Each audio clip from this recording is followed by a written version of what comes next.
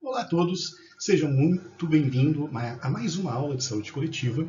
E hoje nós vamos nos apropriar de alguns conceitos vistos na aula passada, nas aulas passadas, com a questão do pensamento determinista versus pensamento reducionista e fatalista e a questão da promoção à saúde. Isso para entender um pouco como é a história das políticas de saúde no Brasil, nas tentativas que se teve em termos de medidas sanitárias, públicas, políticas, entre outras, para garantir que os brasileiros tivessem saúde.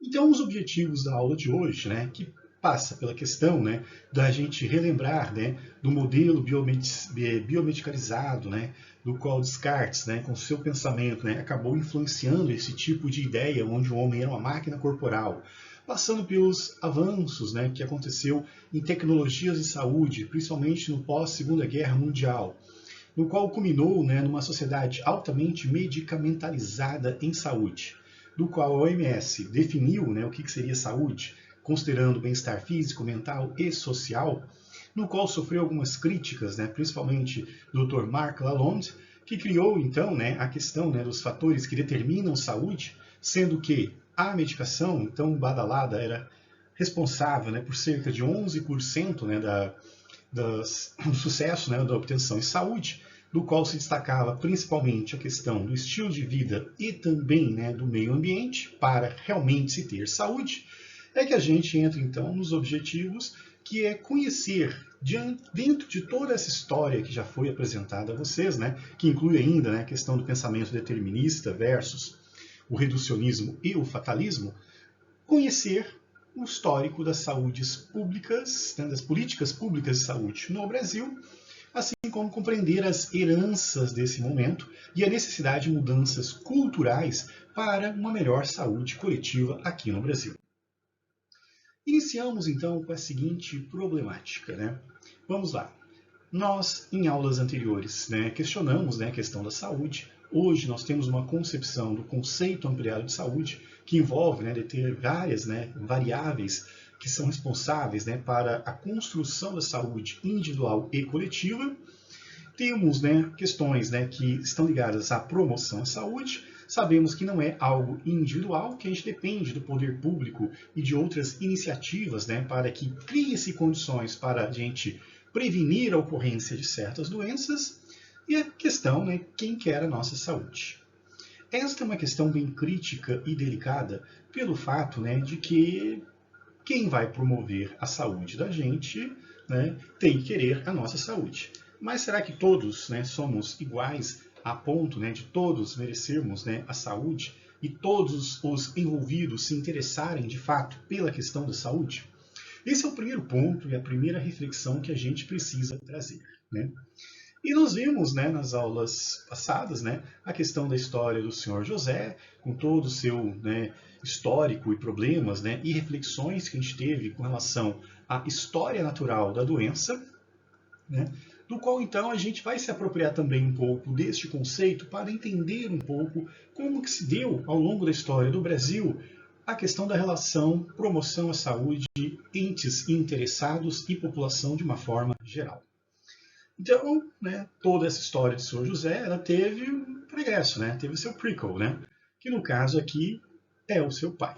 Vamos contar um pouco a história de seu pai, Senhor João, que é o pai do Senhor José, que ainda está vivo, que passou boa parte da sua vida vivendo em meio rural, trabalhando no campo, e assim como seus antecedentes também, e no qual então ele tem as suas características hoje também. É um cidadão hipertenso, diabético, tem problemas de alcoolismo, usa mais de 8 medicações para suas diversas condições clínicas e está também com depressão. Então hoje nós vamos abordar um pouco a história do pai do Senhor José, o Senhor João, que ainda apresenta um detalhe, também tem dificuldade de usar a prótese dentária do qual ele se beneficia para poder ter o seu sorriso e ter uma saúde bucal um pouco melhor. Bom, para a gente entender então o contexto da história do pai do Senhor José, o Senhor João, vamos regressar um pouco mais no tempo. Então, né, se a gente quer considerar a história da saúde no Brasil, vamos começar no período, né, colonial, né, logo após a descoberta do Brasil pelos portugueses. Né.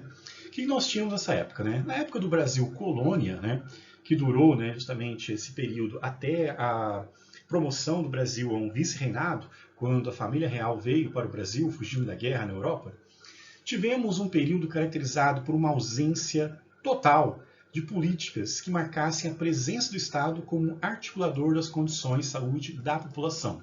Ou seja, não existia nenhuma medida sanitária qualquer. Né?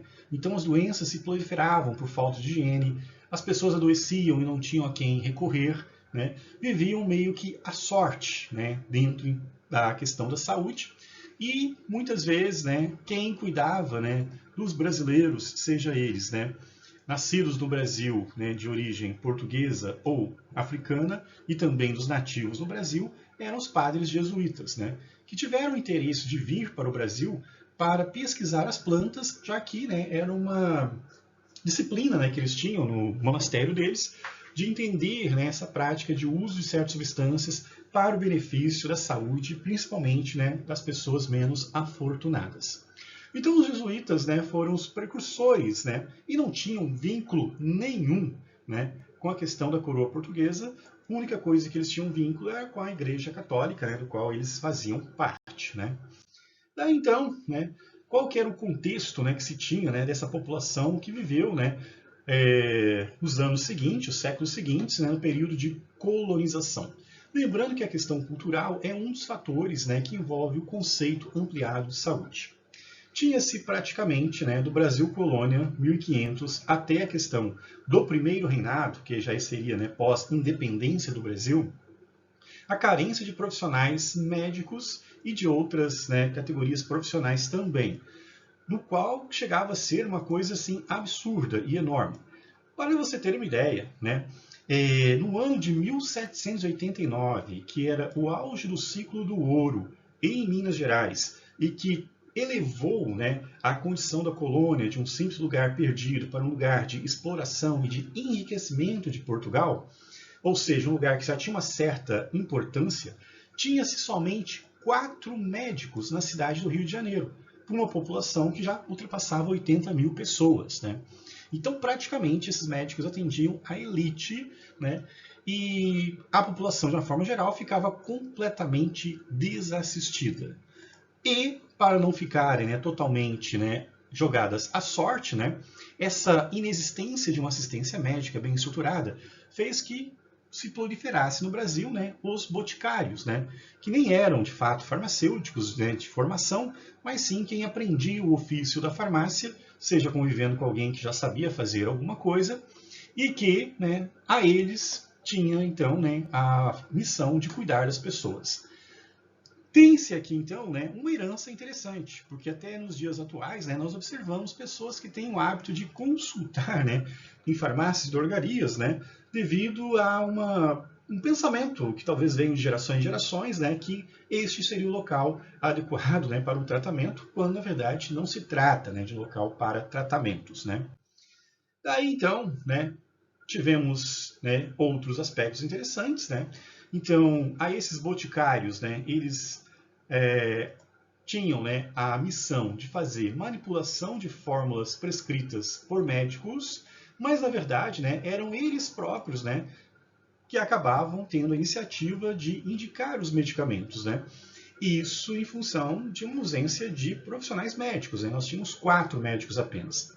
Na questão da odontologia, para vocês terem uma ideia, né, não existia, né, a presença de odontólogos aqui no Brasil, e o que se tinha, na verdade, né, eram os denominados barbeiros, pessoas que se especializavam na arte de tirar o dente, que nem era uma profissão exclusiva, né, era como se fosse, né, um complemento da renda de algumas pessoas, sendo que o mais famoso que nós temos, né, foi o Tiradentes, que dia 21 de abril, né, se comemora a data, né, da sua morte, inclusive, no qual, né, ele era um militar e nas horas de folga, para completar a renda, tirava o dente das pessoas, né, que estavam cometidas por fortes dores de dente.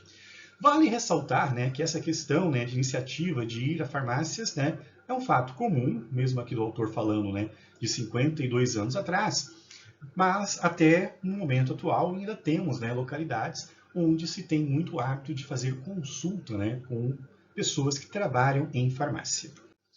Daí, avançando um pouco mais no tempo, os ancestrais, né, do senhor João, né, também trabalharam, né, na questão dos portos também, né, que foi uma primeira iniciativa de se ter proteção mediada pelo Estado para a saúde das pessoas. Mas ressalto, não era uma saúde coletiva, porque era algo destinado apenas a uma classe privilegiada que se queria proteger, e não todo mundo.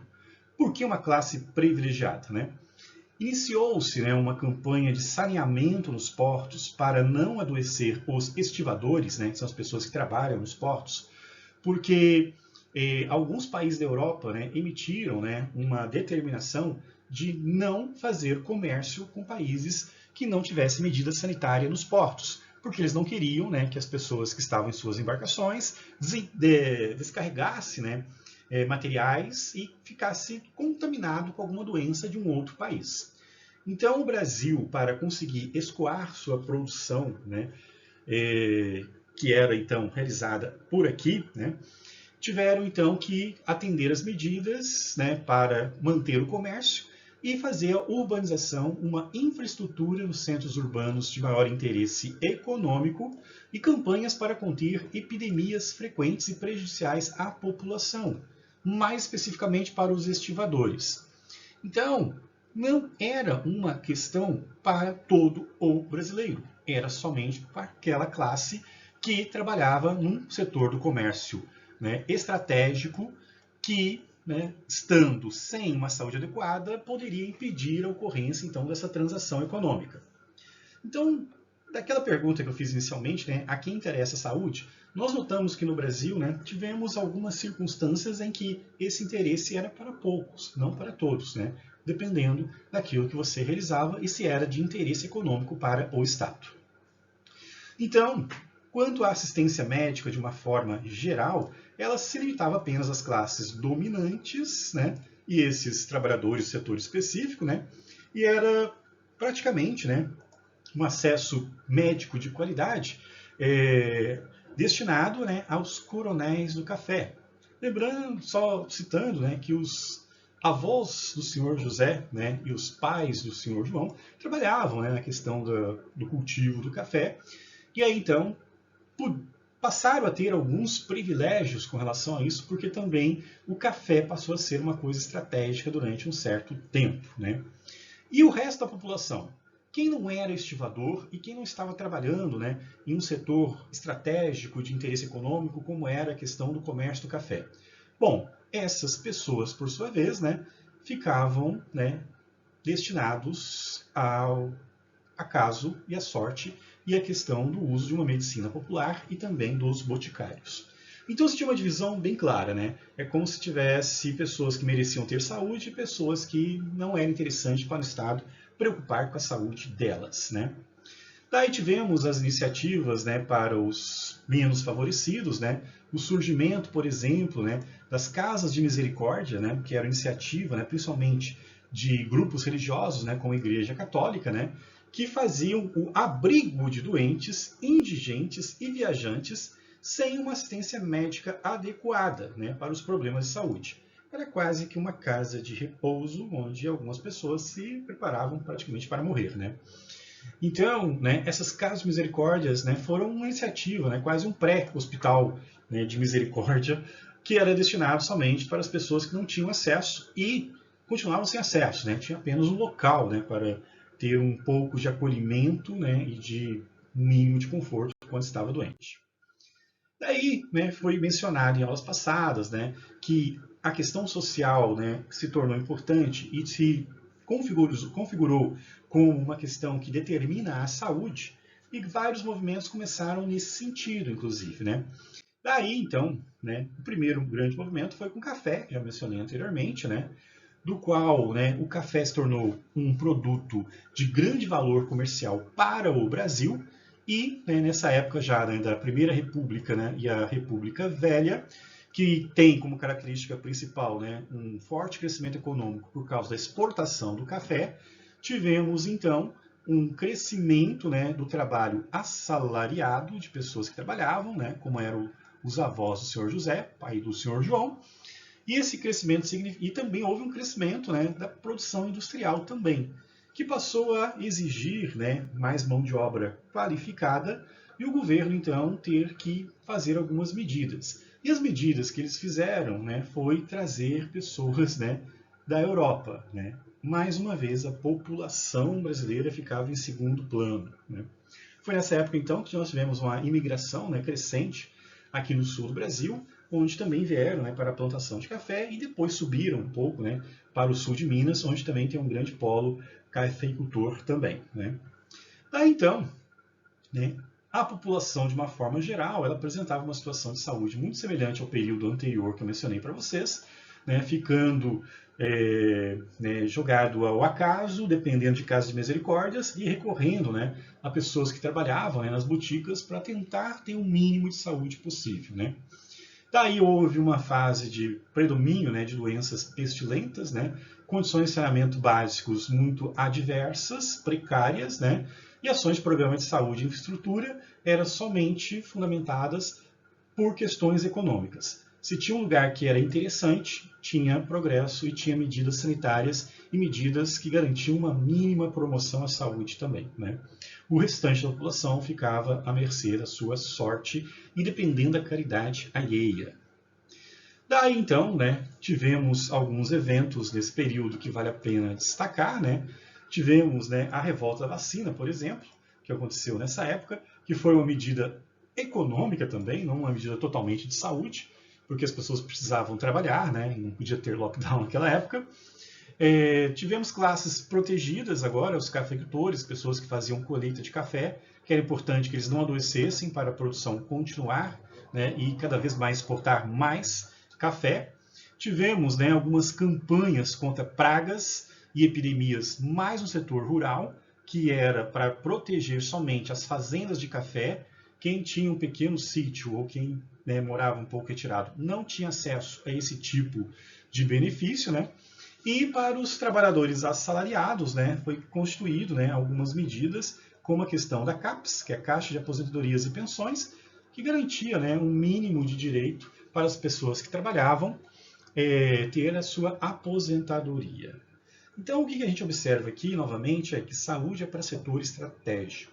Saúde é para trabalhadores que dão lucro. Se você é um indigente, se você trabalha por conta própria, se você trabalha no setor que não dá lucro, que seja significativo para o governo, você não teria, né, medidas de saúde para te proteger. Tinha-se uma divisão clara nessa época, né? E daí, então, né, tivemos uma proliferação, né, da questão das medidas de caridade para a população totalmente carente, as consultas nas farmácias e drogarias cada vez mais frequentes, e também o curandeirismo também se firmou muito nessa época. Daí, então, né, tivemos situações, então, né, do surgimento de hospitais filantrópicos mantidos pela igreja, né, e a prática da medicina popular, que nada mais é do que, na verdade, né, o curandeirismo. Então, as pessoas que não trabalhavam em setores estratégicos ficavam à mercê dessas medidas para ter saúde, que era, diga-se de passagem, muito precário, né? Então, adoecer era uma situação complicada nessa época. Daí tivemos, então, né, a questão da Segunda República, ou Era Vargas, né, onde nós tivemos, né, a ascensão de Getúlio Vargas ao poder e algumas medidas foram feitas, né, para garantir principalmente direitos sociais à população, né. Então, paralelo a isso, né, houve um forte deslocamento, né, do polo dinâmico da economia para centros urbanos. Começou, né, a época do êxodo rural, as pessoas saíam, né, dos seus sítios e fazendas e iam morar na cidade, né, e um investimento industrial na região centro-sul, que acabava absorvendo essas pessoas que saíam, né, do campo e iam para a cidade, né. E, né, essa política do êxodo rural, né, que fez as pessoas saírem do campo e ir para a cidade trabalhar nas indústrias, né, contribuiu, né, para a questão de uma urbanização precária, né. Então as pessoas começavam a se amontoar na cidade e muito rato, muita sujeira, coleta de lixo não existia e muitas situações adversas que levavam ao adoecimento da população. Para você ter uma ideia, não tinha coleta de lixo, né? Então, assim, era bem complicado. Saneamento básico, então, praticamente inexistente também. E foi justamente nessa época, né, que, então, né, tivemos algumas medidas, né, para ajudar os trabalhadores, né, do qual, então, né, dentro da saúde, né, nós tivemos, então, né, a questão de busca de melhorias, né, principalmente na questão do saneamento básico, na questão, né, de você ter um lugar digno e higiênico para morar, mas o que se tinha de fato, né, o que aconteceu mesmo, é que esse êxodo rural que levou as pessoas a trabalhar nas indústrias, nas cidades, que não tinham um planejamento adequado, teve falta de moradia, falta de saneamento adequado, os acidentes de trabalho se tornaram mais frequentes, não existiam medidas para a proteção de acidente de trabalho, doenças profissionais se tornaram comuns, o estresse, né, desnutrição e verminose. Então, se tornou uma situação muito difícil, né? E se você não era de setor estratégico que gerasse grande lucro para o governo, você estaria justamente nessa situação, né? Daí, então, né, com relação aos benefícios que se tinha, né, como a questão do CAPES, né, tivemos, então, né, o Instituto de Aposentadoria e Pensões, né, os IAPs, criado, né, para que as empresas, né, pudessem, então, dar algum tipo de benefício para os seus trabalhadores.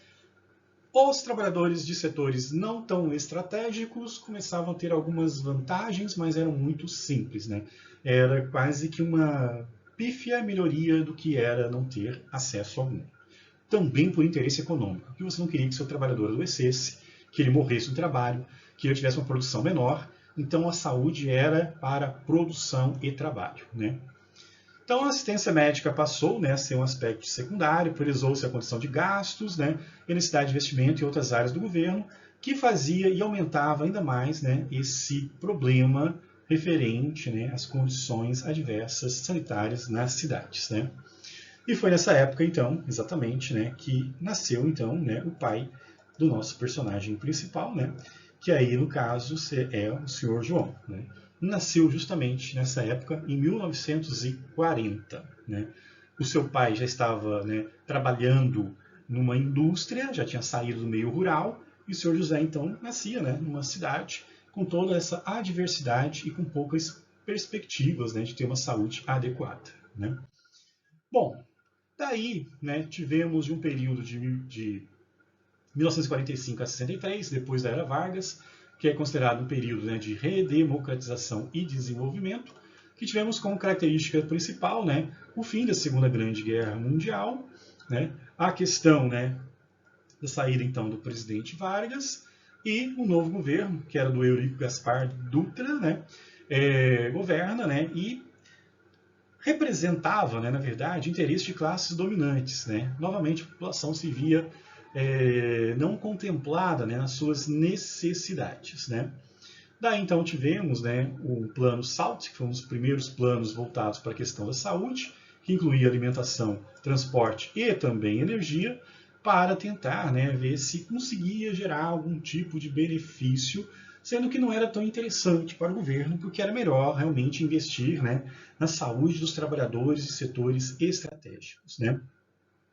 Daí, então, né, foi uma época que, com essa aglomeração de pessoas nas cidades não tão planejadas para se viver e vivendo em condições totalmente adversas, né, incluindo coleta de lixo precária, né, entre outras situações, que se teve, né, muitos surtos, né, mas, né, com os planos de melhorias desta redemocratização, né, houve uma discreta redução dos casos de tuberculose, malária e outras doenças transmitidas por insetos, né, que para alguns dos seus, né, o resultado foi devido às campanhas sanitárias, né, e também pela necessidade de desenvolvimento do período. Na verdade, o que houve foi o seguinte, né, temos que melhorar as cidades para melhorar as condições dos trabalhadores. Né, e foi assim, então, né, o período da adolescência do pai do senhor José, o senhor João. Em 1951, Vargas volta novamente ao poder, né? Daí ele expande, né, a questão, né, econômica e desenvolvimentista no Brasil, né?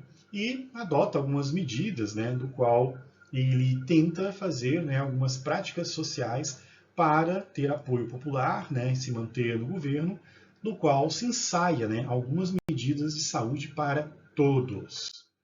Porém, né, Getúlio acaba, né, falecendo, o vice assume e depois, né, quem assume o poder é Juscelino Kubitschek, que é o presidente que construiu Brasília, inclusive, né.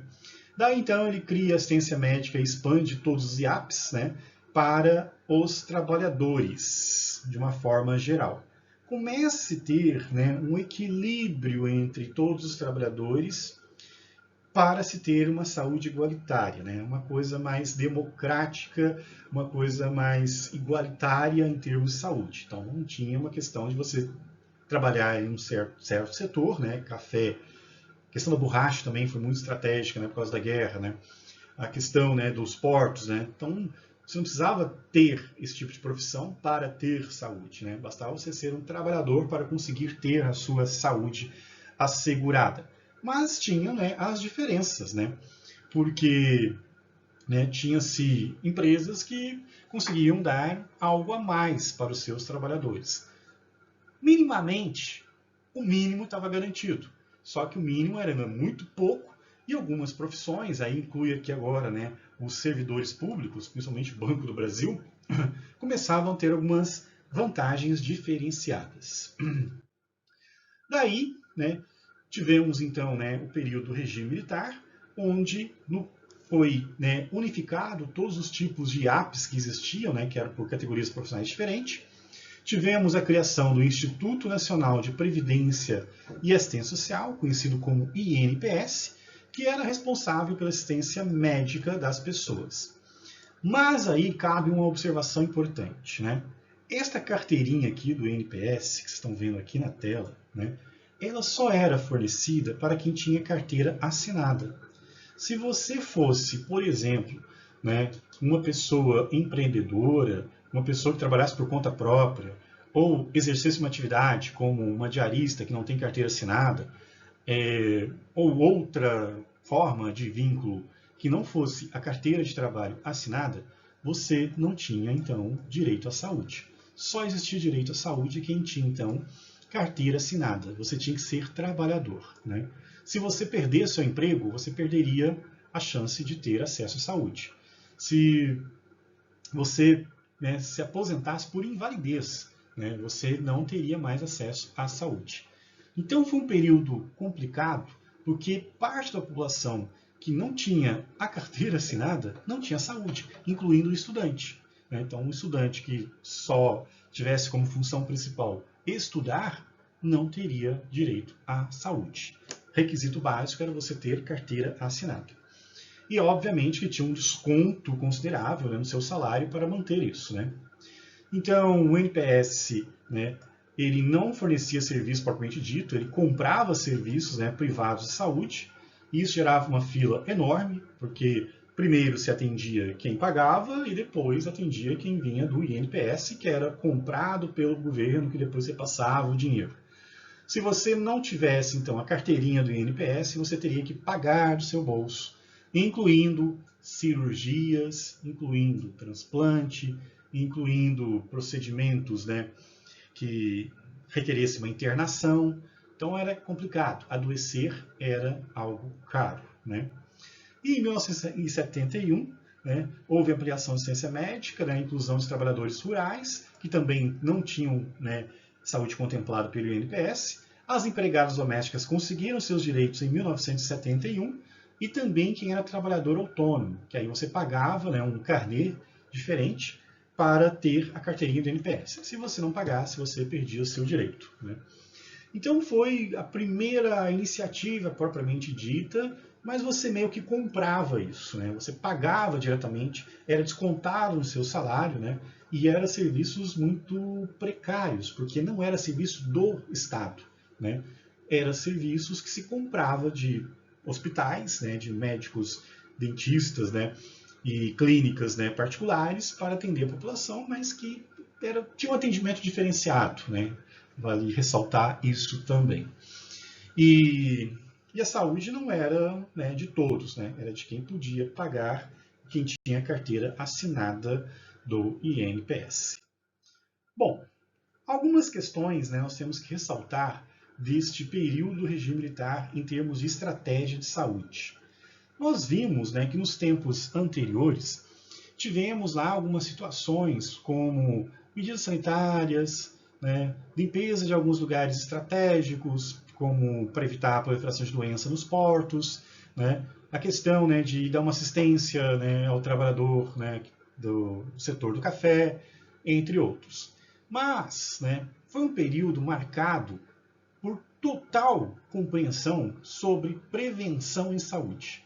Até porque as ideias nesse período estavam sendo gestadas pelo Marc Lalonde lá no Canadá, né? Ainda não tinha concluído seu estudo. E o Brasil adotou o caminho reducionista, né? Em relação a estas ações em saúde. Reducionista por quê? Porque a única visão que se tinha nessa época era medicamento, medicamento, hospital e hospital. E como eu falei para vocês no histórico natural da doença, que durante esse período aqui era completamente ignorado, chega um ponto que não se dá conta. E foi uma época de muitos hospitais lotados, até porque, né, ou você ia para um hospital de caridade, sendo que você não tinha condições para pagar, e a condição era precária, e todo mundo ia para lá, ou você ia, então, né, pelo INPS, entrar numa fila e esperar quem pagava ser atendido primeiro para ser atendido depois. E sem nenhum tipo de medida de prevenção. Não existia isso nessa época, né? Promoção à saúde, essas coisas, não. É construir hospital, é fazer hospital. E quando você não tem a prevenção, como eu falei na aula do histórico natural da doença, né, você superlota o setor mais adiante, que é o setor hospitalar, né, porque ninguém se cuida. Então foi um período de caos completo na saúde. Né, tentaram algumas medidas de prevenção, né, com a criação dos postos de saúde. Né. Hoje as pessoas ainda falam, né, posto de saúde. Né. Posto de saúde é uma coisa da época do governo militar, né, que remete a uma expressão bélica, inclusive, né, posto avançado, posto de ataque. Né. Então, posto era para atender algumas pessoas e tentar evitar, né, que os hospitais superlotassem.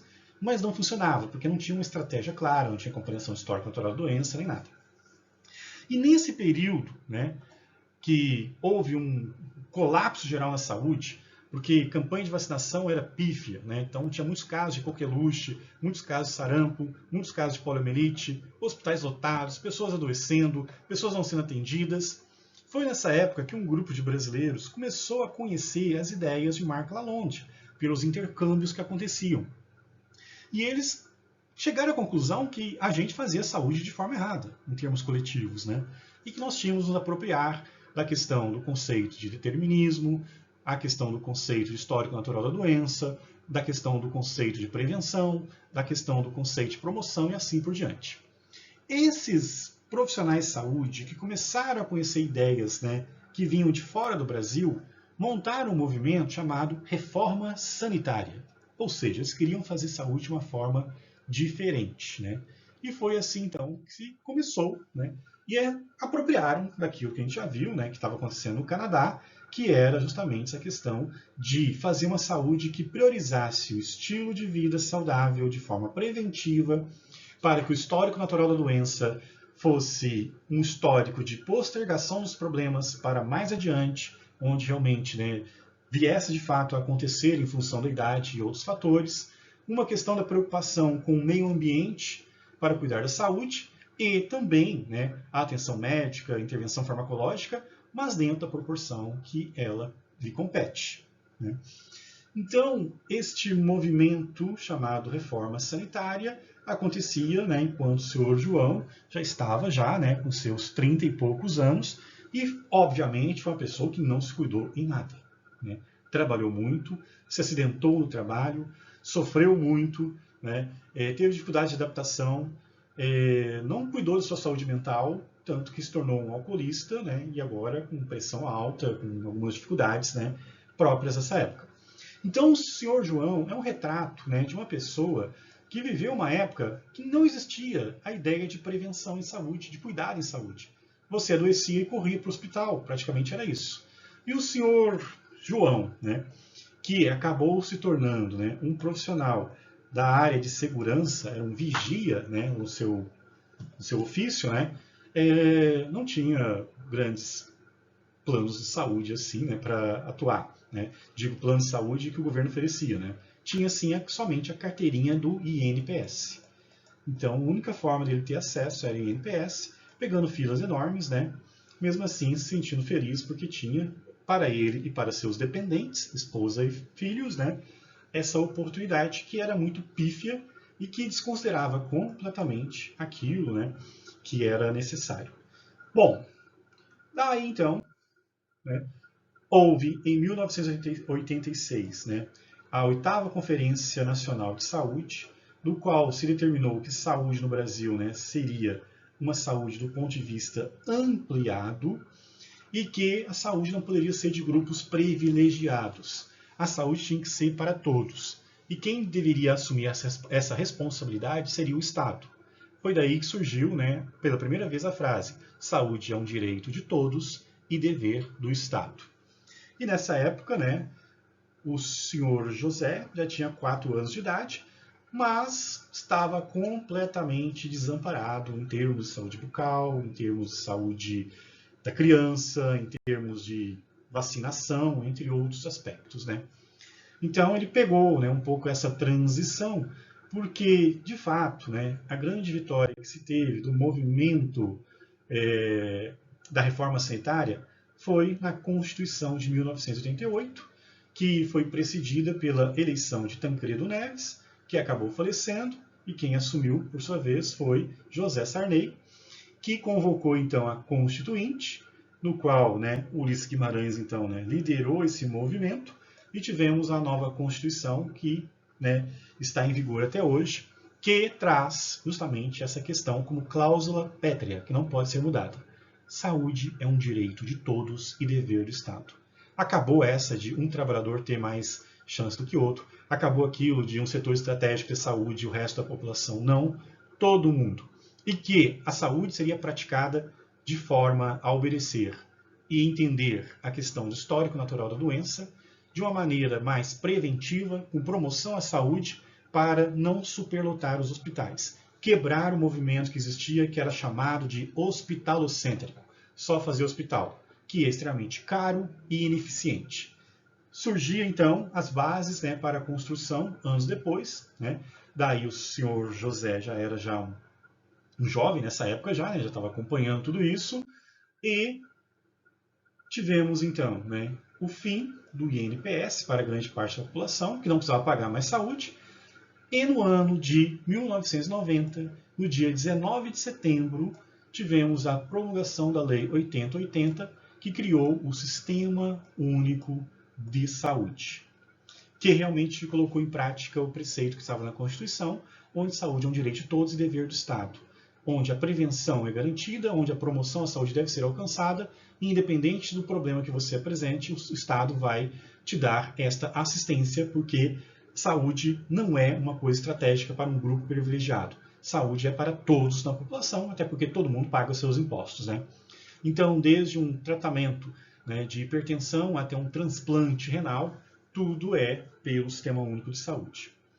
Bom, só que aí houve uma situação durante os debates na Constituição em que a ideia inicial é que os planos privados fossem complementares ao SUS. E a redação que aparece na Constituição diz a existência de planos suplementares. Isso gerou um problema porque os planos de saúde privados se tornaram muito independentes, né? E aí então gerou um sistema híbrido no Brasil, onde você tem um sistema público, mas tem também o privado. E um outro problema que aconteceu foi o seguinte: no Canadá, para que o sistema de saúde deles funcionasse, eles primeiro mexeram na formação da área da saúde e durante 10 anos, né, com mudanças na grade e preparando profissionais para trabalhar com prevenção, com promoção e afins, que lançaram definitivamente o sistema deles. O Brasil ia fazer a mesma coisa, mas por causa de uma instabilidade política, houve um atropelamento. Lançaram um sistema de saúde sem ter profissionais formados na sua lógica, né? Então, você tinha lá um discurso muito bonito no SUS de promoção, prevenção, mas tinha profissionais que não sabiam nem o que era isso. Saía da universidade sem saber o que era isso. Coisa que é corrigida hoje. porque temos saúde coletiva, vocês têm também a PIS, né, aqui no curso, né? Vocês têm outras disciplinas que mostram como é que é trabalhar de fato em saúde, na lógica, né, de uma visão determinista do histórico natural da doença e na promoção da saúde. Mas nós temos esse problema, né? Então os planos de saúde se tornaram independentes, ou há uma preferência, né, por eles, por achar que eles funcionam melhor, mas há um serviço enorme, né, um esforço muito grande para fazer com que o SUS realmente funcione, como funciona bem em outros países, como na Inglaterra e como no próprio Canadá, né? Então, né, o SUS era um sistema novo e os profissionais eram formados em outra lógica, né? Daí então, né, voltando agora para o senhor José, né, o que acontece, né? Então, tivemos toda a história que a gente viu na última aula e o último acontecimento foi esse, né? Uma bela manhã ele acordou, né, fortes dores no peito, ficou preocupado, acha que está infartando e graças ao Sistema Único de Saúde, né, existe hoje o SAMU, no qual ligaram então para o SAMU para levar ele para um pronto atendimento. O pai do Sr. José jamais teria essa oportunidade, porque lá nos anos 50, 60, 70 não existia essa coisa de SAMU, de você poder ligar e a pessoa vir te socorrer, né? Simplesmente, ou talvez tinha que chamar um táxi, colocar a pessoa dentro de um táxi e levar, ou, né, encontrar outra forma de levar a pessoa para um hospital, né, que estaria sempre lotado. Hoje nós temos estratégias, né? Nós temos hospital, tem o PA que é intermediário, tem unidade de saúde, mas foi isso que aconteceu com o Sr. José e a gente verá isso nas próximas aulas, né? E o Sr. José, ele tem alguns benefícios em relação ao seu pai em termos, né, de controlar sua saúde. Hoje, por exemplo, né, nós temos unidade de saúde, tá, gente? Não é posto, tá, gente? É unidade de saúde que trabalha a prevenção da obesidade, que pode ser muito útil para o senhor José, que a gente sabe que tem problema de obesidade, né? E melhorando desse acontecimento que aconteceu com ele, né? Esperamos que ele volte, né, e consiga controlar seu peso. Tem promoção de saúde. Nos anos 50, 170, isso inexistia, né? E saúde era aquela saúde mais curativa, né, somente para quem trabalhava em lugares estratégicos, e a saúde não era um direito de todos, o Estado, né, cuidava apenas de quem lhe interessava. Temos o programa Movimento Joinville de Atividade Física, né? Muitos educadores físicos, né, atuando na saúde, isso é bom.